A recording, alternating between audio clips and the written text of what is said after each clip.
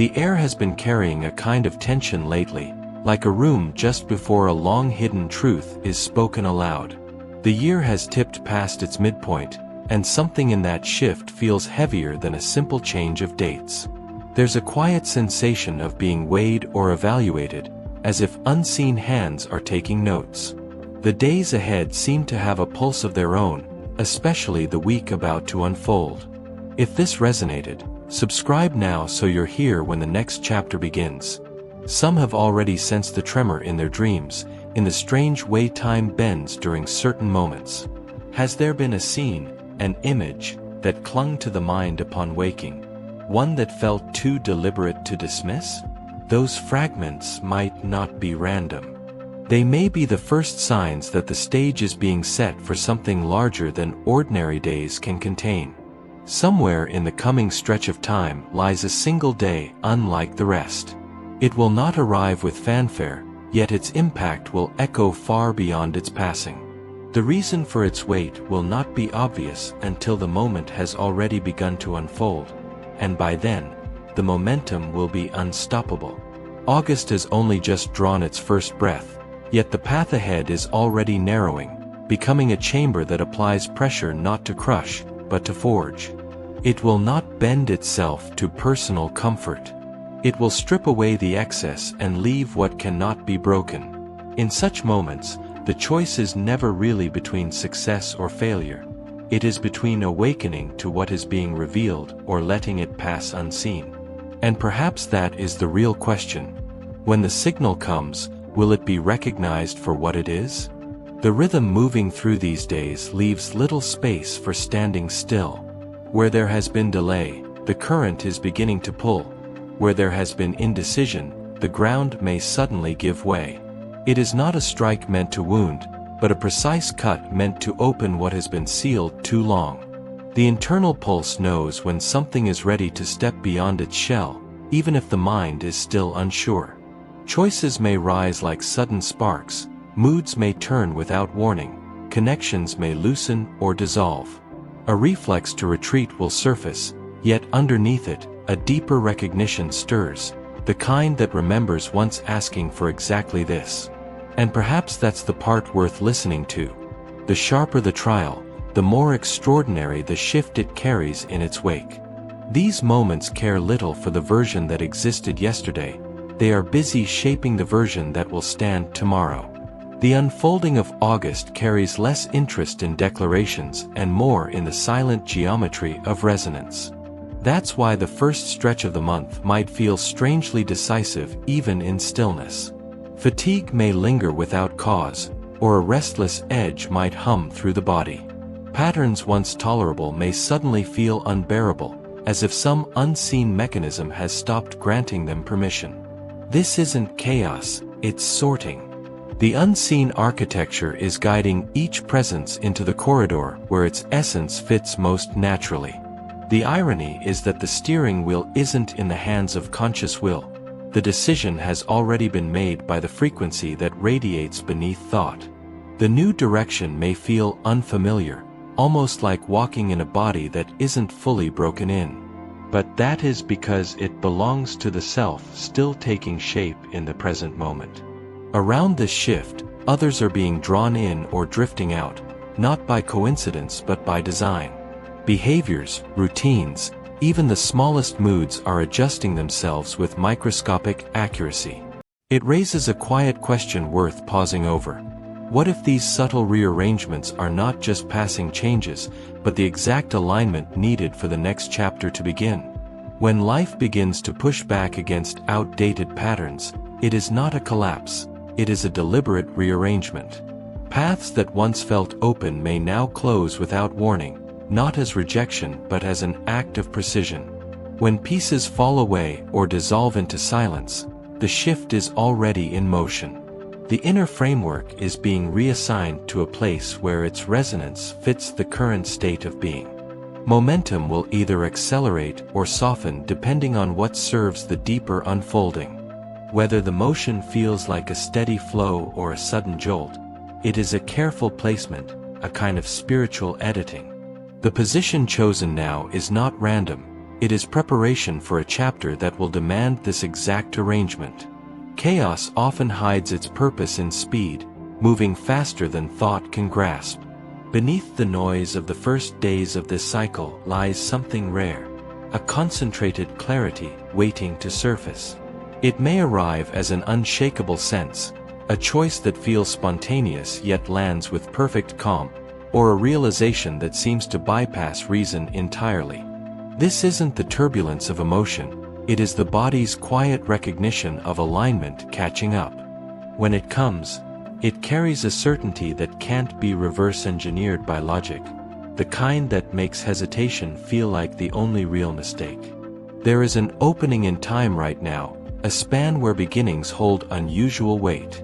New ventures, renewals, and even long-postponed steps seem to draw closer as if the air itself is pulling them forward. The intensity surrounding these days is not just pressure, it is focus, offering rare precision to those who can sense its presence. Actions like clearing space, changing environments, or returning to old disciplines may feel suddenly urgent, not out of restlessness but because the timing has ripened. These impulses are not random distractions, they are signals that the field is ready for a shift in form. In weeks like this, the deeper self does not send subtle hints, it delivers a demand. The moment of certainty will not remain open indefinitely, and those who wait too long risk watching it close without warning. When the click happens, whether in a decision, a conversation, or a quiet inner agreement, the answer must be given in movement, not in extended contemplation. The path will clarify in the act of walking it. Perhaps that is the unspoken truth. The emerging self already knows the direction. The only role left for thought is to agree and step forward while the door still stands open. The surface world may still appear ordinary, but in the quiet hours when the body yields to rest, something entirely different has begun to take shape. The threshold between thought and vision is loosening, allowing impressions to slip through without the filter of logic. Not all transmissions are meant for the waking mind. Some require the language of symbols, colors, and impossible landscapes to convey their weight. As August opens its first chapter, there is an undeniable stirring in that unseen territory, as if the dream space itself has received new instructions. Sleep may feel less like a passive escape and more like an arrival, the kind that leaves the skin tingling upon waking. This shift is not merely a personal phenomenon, it is resonating through the collective field. In these nights, unfamiliar faces can feel inexplicably close, as though the soul recognizes them in ways memory cannot explain. There may be landscapes more textured than real places, voices without sound that speak with an intimacy beyond words. This is not imagination running wild. It is reception. The dream realm is being used as a direct route for exchanges that bypass the noise of waking life. And while these visions may seem private, the truth is stranger. Many are seeing the same shapes, the same animals, the same fragments of numbers that seem to hum with meaning. The mechanics of such synchrony are subtle but deliberate. In times when conscious life is too crowded with distraction, the nocturnal mind becomes the stage for quiet revelations. The symbols that appear are not random art, they are maps written in a language older than speech. A bird in flight may be more than a bird. A building may be more than a setting. Each carries an imprint, an encoded charge that waits for recognition. And if the same images are being shared across oceans, then perhaps they are part of a design that transcends individual lives altogether. Dreams, in this state, can act as catalysts. They may unlock doors to insights long buried or dissolve fears that have lingered in silence. For some, they are confrontations, meeting parts of the self that have been avoided in daylight. For others, they are initiations, quiet ceremonies held in the subconscious where the only witness is the dreamer. These moments are not bound by linear time. A single dream can cover years, centuries, or moments, and all with equal intensity. It is worth wondering, when waking from such a place, is the return to daylight a continuation, or is it the interruption? There is also a peculiar emotional residue to these experiences. The mind may not recall every detail, yet the heart carries an aftertaste that refuses to fade. A sense of urgency, a pull toward action, can linger well into the day, even if its source remains unspoken. This is the mark of something more than a passing illusion. It is the evidence of an encounter that leaves an energetic fingerprint. And if that fingerprint resonates with others who cannot explain why they feel the same, then perhaps the dream was never meant to be a solitary event. The thinning boundary between worlds has its own purpose. It invites a deeper participation in reality, one where messages are not bound by the hours between sunrise and sunset. Some messages can only arrive when the rational mind has stepped aside, when the body is still enough for the soul to lean forward. In such a state, the simplest image can contain volumes, and a fleeting scene can carry more guidance than days of deliberate seeking. The challenge, of course, is learning to listen in a language that has no alphabet. This week may serve as a rehearsal for a larger unfolding. The imagery surfacing now could be the first pieces of a pattern that will only reveal itself in hindsight. Connections may not yet be visible, but the repetition of certain themes is rarely without purpose. Perhaps this is the moment to notice not only what appears in dreams, but how it feels, and whether it calls to something long dormant. Are these fragments preparing the mind to recognize a signal when it appears in waking life? In the end, dream and daylight are not separate nations. They are two currents in the same river, meeting and parting in a rhythm as old as consciousness itself. What happens in one inevitably shapes the other. And during cycles like this, where the edges blur, the invitation is clear. Pay attention to the crossings. Not every detail will be understood immediately, and that is the point. Understanding is not the first step. Witnessing is. The rest will reveal itself when the pattern is ready to be seen. There are moments when the sleeping mind becomes more than a private stage. It turns into a shared arena where countless inner worlds overlap. In such phases, dreams seem to carry the same shapes, the same tones, as if written from a single source and distributed across many lives. This is not a trick of coincidence. It is a convergence, a temporary weaving of consciousness into a singular channel. In this space, repetition is not redundancy, it is confirmation. Symbols replace sentences, and meaning arrives not through reasoning but through recognition. It's worth asking, how many others might be walking through the same dream tonight? Right now, the barrier between thought and intuition is softening to the point of transparency. The logical mind may try to measure or categorize what appears in these drifting states, yet the images arrive untouched by reason. They are deliberate intrusions into the imagination, carrying a clarity that bypasses conventional understanding. Ideas may feel borrowed from somewhere beyond personal memory. They might resist explanation, but they don't resist presence, they insist on it. Capturing these fragments before they fade becomes more than an exercise in curiosity. It is preparation for a moment when their meaning will matter. When a specific day becomes heavy with unseen significance, the body knows before the mind does. August 6th carries such a weight this year, not as a celebration tied to flags or fireworks, but as a quiet detonation within. Its frequency is one of dismantling, of dissolving silent contracts long mistaken for natural law. This is the kind of shift that stirs in the bones before it breaks the surface. It might arrive as a surge of will, an acute discomfort with old limits, or a sudden refusal to repeat what no longer feels true. The sensation will not always be loud. Some revolutions take place without a single raised voice. For one person, it might be the first honest no in years. For another, the quiet walk away from a role that was never chosen freely.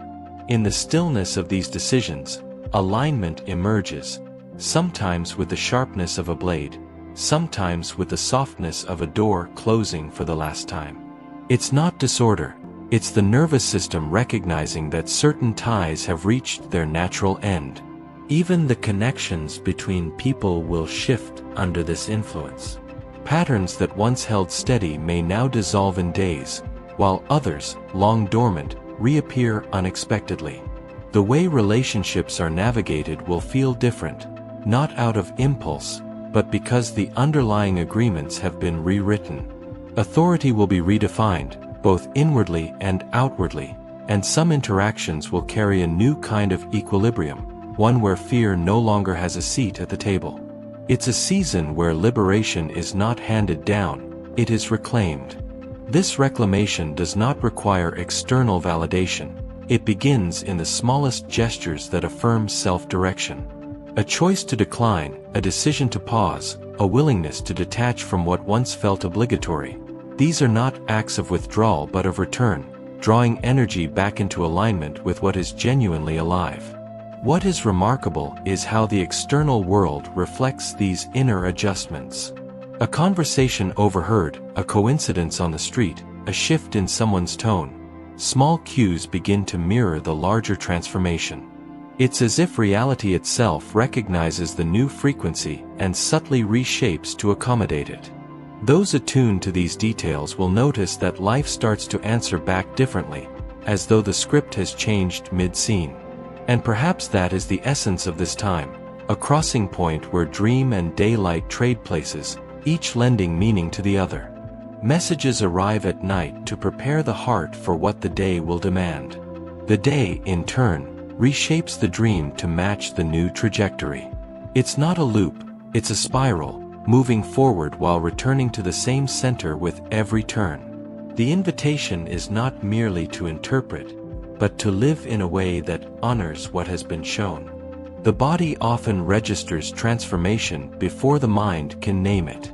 In the days surrounding August 6th into the 7th, the physical form may surge with restless heat, sudden bursts of vitality, or a strange compulsion to act without knowing why. This is not agitation for its own sake. It is the prelude to a declaration of inner freedom. The signals are layered, flashes of insight that feel like sparks in the chest, dreams filled with gates and keys, locks and chains breaking apart. Such imagery is not random, it belongs to the same sequence unfolding beneath the surface. The self is not unraveling, it is stepping out of an old blueprint, leaving the imprint behind like a shed skin. What unfolds here is neither burnout nor the mood swings of a restless mind. It is something that works deeper, within the invisible architecture of the self. In this first stretch of August, identity may feel suspended, as if the familiar coordinates no longer apply. There can be a brief sense of emptiness, not because something is missing, but because outdated structures have been cleared away. This is the equivalent of wiping a system clean before installing new code, an act of preparation that requires nothing from the conscious will. It is the higher pattern making its own adjustments, removing what cannot travel forward, even if the personality resists. The experience is disorienting in small but undeniable ways. Interests shift unexpectedly, laughter comes more easily in spaces once ignored, and conversations that once held attention may suddenly lose their pull.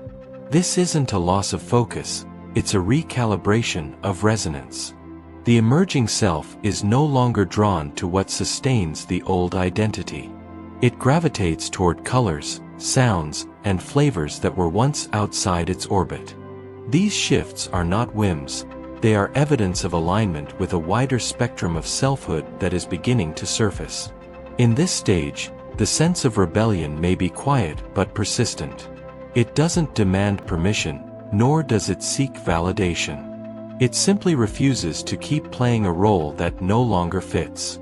Old narratives loosen their hold, and the behaviors tied to them begin to dissolve without formal goodbyes.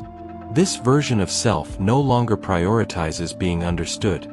Its aim is to remain authentic in its own unfolding. That is why certain changes feel both unsettling and relieving at once. They are signals that the old framework has been outgrown. Allowing this unfamiliarity to exist without rushing to resolve it is part of the process. The instinct to run back to the familiar is strong, but it leads to a shell that cannot hold the expanding form. The discomfort is temporary. The growth it allows is not. To breathe inside the strangeness is to give the new shape enough space to solidify. Eventually, the environment will bend to match the shift, and what once felt alien will become the new baseline. The mind may try to analyze the timing, to ask why this week and not another. But such thresholds are rarely random. They align with cycles that work beneath ordinary awareness, turning the dial on consciousness without needing visible cause. Physical sensations, emotional fluctuations, and symbolic dreams are simply the markers that the turning has begun. Ignoring them won't stop the process. Acknowledging them can make the passage smoother. The more this recalibration progresses, the more external reality begins to reflect it. The same street walked for years may suddenly reveal a detail unnoticed before. The same room may feel heavier or lighter depending on how the inner self has shifted overnight. This mirroring is part of the integration. Inner change reshaping outer perception. It's a reminder that transformation is not a private event. It spills into everything touched by attention. Perhaps the most profound realization in this phase is that the self being formed is not a continuation of the old. It is a new archetype altogether. It does not inherit every belief, every habit, or every fear. It is constructed with different priorities, different senses of belonging, and different definitions of freedom. To meet it fully, one must be willing to stop negotiating with the past, and instead allow the unfamiliar to become the foundation for what comes next. There are certain dates that do not flow with the rest of the calendar. They stand out like splinters in the fabric of time, sharp enough to catch on the skin of awareness. August 6th carries such an edge. It does not arrive politely, nor does it conform to the expected rhythm of the sky. The air around it feels charged, almost ruptured, stirring long-dormant emotions to the surface without warning. Anger, grief, or shame may suddenly ignite, often triggered by something trivial on the surface but loaded underneath. This is not random provocation. It is a cosmic press on the inner bruises that have been quietly limiting movement forward. The agitation has a purpose: to clear the unseen dust that's been gathering in the corners of the soul's architecture. Its influence is not confined to the inner world. External reality may begin to stutter, lights faltering, devices misbehaving, navigation skewing without cause. Even the behavior of animals might shift, their attention fixed on spaces that seem empty to human sight. These are not mere glitches, they are symptoms of a thinning veil. Around this time, perception sharpens beyond the boundaries of logic, and even the most skeptical minds may find themselves unsettled by the sense that something just beyond the visible is moving closer. Such moments open what could be called an activation window, a concentrated span where intention carries unusual weight. Acts of focus, writing, speaking aloud, meditating, or symbolic ritual, are amplified, sending echoes forward into unfolding timelines. Energy flows in a feedback loop during this period, returning to its source in magnified form. Ignoring such a window means missing an opportunity for direct dialogue with the forces shaping the months ahead. The work here is not to suppress the surge, but to give it a channel. The ripple extends into connections as well. Bonds that once felt stable may suddenly loosen, and familiar conversations may lose their rhythm. Others, long absent, may reappear without warning, drawn by the magnetism of shifting frequency. This is a sorting process, untangling relationships that belong to an older version of self. The ties that relied on compliance or the suppression of truth will not hold in the new vibration. Some departures will be gentle, others abrupt. Both carry the same underlying cause, the closing of a chapter whose frequency no longer matches the present trajectory. The grief of parting often runs parallel with a deep sense of relief, an unspoken knowing that the space created is essential for what's on approach. In that space, new alignments emerge, connections that resonate instantly, arriving without explanation yet carrying the weight of recognition. The real work in such times is to resist chasing what is meant to fade. Shrinking to fit back into outdated dynamics is an act of self-betrayal. Letting go becomes an initiation rather than a loss, a declaration of readiness for the next ascent. Those who can meet the rising frequency will remain, those who cannot will dissolve into the timeline already passed. What feels like solitude in this stage is not exile, it is incubation. Beneath it all lies the true testing ground, and it is not where it appears to be. The challenge does not rest in the obvious battles, but in the capacity to remain unmoved when baited. Provocations will appear in many forms: misunderstandings, petty dramas, familiar patterns dressed as new problems, all designed to pull attention away from the subtle guidance filtering in through quieter channels. The real signal is rarely found in the noise. And so, the first week of August becomes more than a date marker. It is the ignition point of a 3-month arc that will carry its imprint into the equinox. Each choice, word, and refusal in this span will reverberate through the weeks ahead, shaping the story that unfolds. This is the seed stage of the next identity. To move through it consciously is to write the opening lines with intention, knowing the echoes will return magnified by the time the season turns.